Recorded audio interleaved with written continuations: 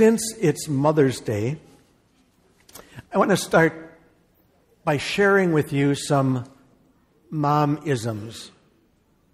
You know, those favorite quotes that I think all women must learn at birth or something. The things that mothers just know when and what to say, with that special tone of voice. At times when we've been recalcitrant children, those momisms, don't you? But these particular momisms were shared by a friend of mine, the Reverend Scott Stoner, who is the director of the Living Compass Wellness Initiative. And it was shared in a weekly email that he sends out called Words of Wellness. And each of the quips from the momisms has a wellness interpretation attached. Okay. Do you ever recall hearing, "I don't care who started it, I want it stopped now"? And the wellness interpretation being that it's not about being right when you're in conflict with someone. It's about staying in a right relationship with them. Did you ever hear or say, "Don't use that tone of voice with me"? And the wellness interpretation of that, words said with a harsh tone will escalate a conflict. The same words said with a soft tone will maximize your chances of resolving the conflict. Say what you mean what you say, but don't say it mean. I use those because our lessons today, the epistle and especially the gospel passage for this Mother's Day are perfect because they're about relationships and about love, all of which is expressed, I think, in these momisms. In the gospel for today, Jesus said, "As the Father has loved me, so I have loved you. Abide in my love." The words in our text about love are really complex in their simplicity.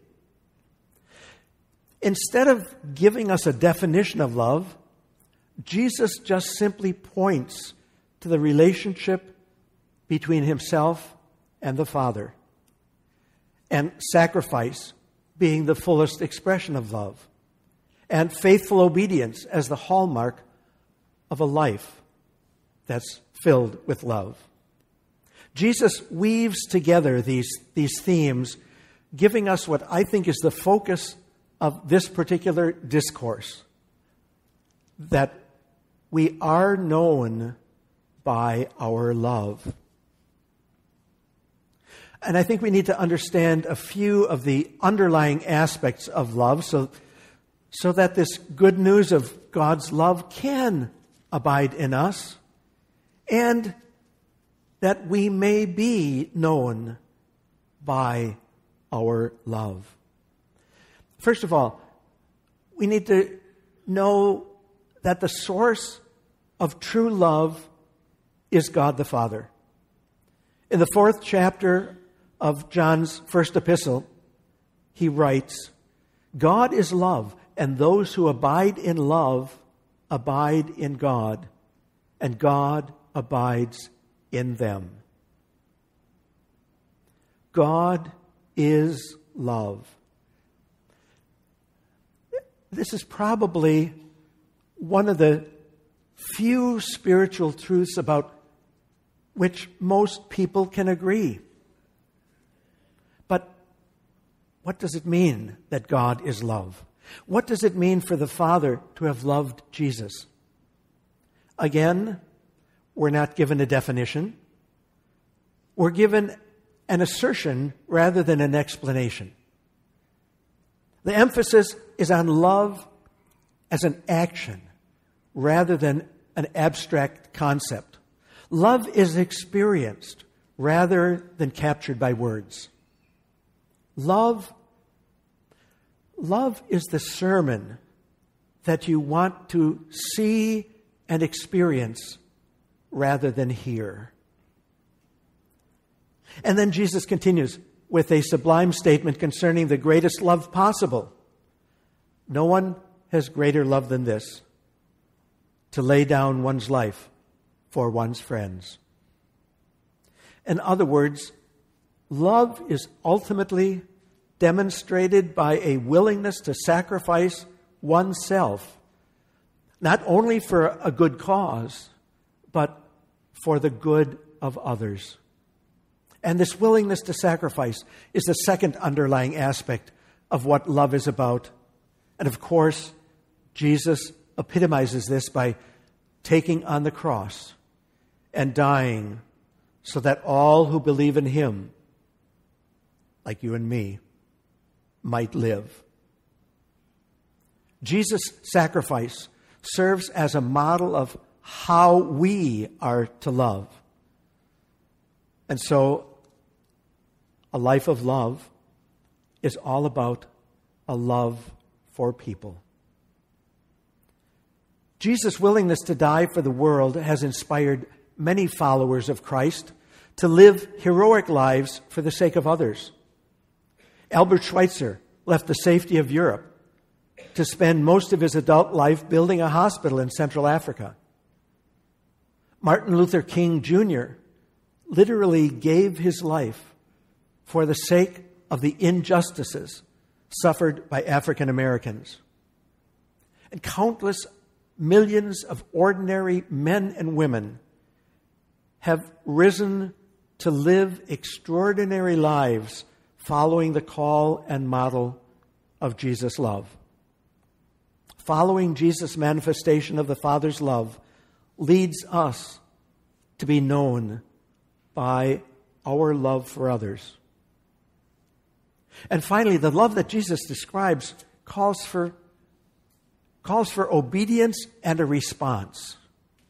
This is my commandment, he says, that you love one another as I have loved you.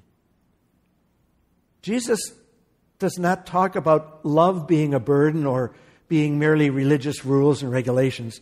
Jesus succinctly clarifies his call to obedience with a solitary call to love one another.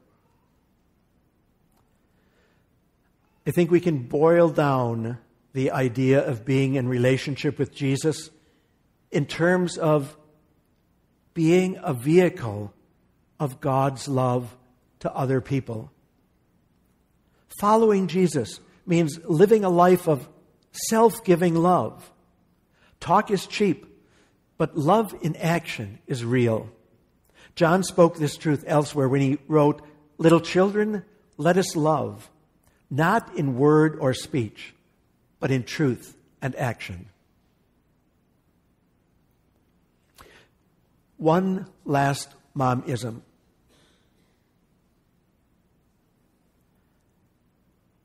And I think this was always said, not with that kind of edgy tone that I used at the beginning.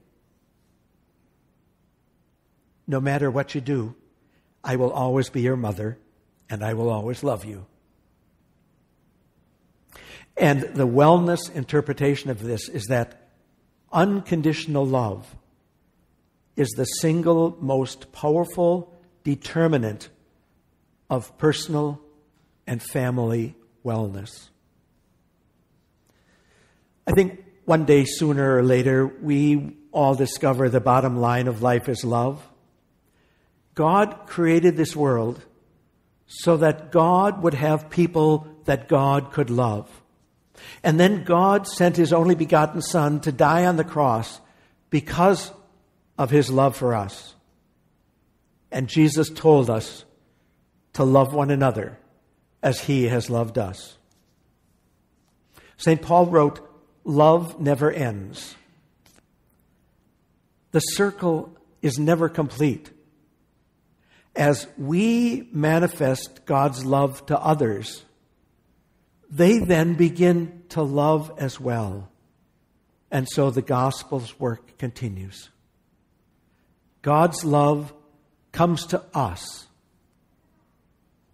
on its way to someone else. Make that your prayer today. That God's love will come to you on its way to someone else. And then, truly, you will be known as a Christian by your love. And, oh, by the way, have a blessed Mother's Day.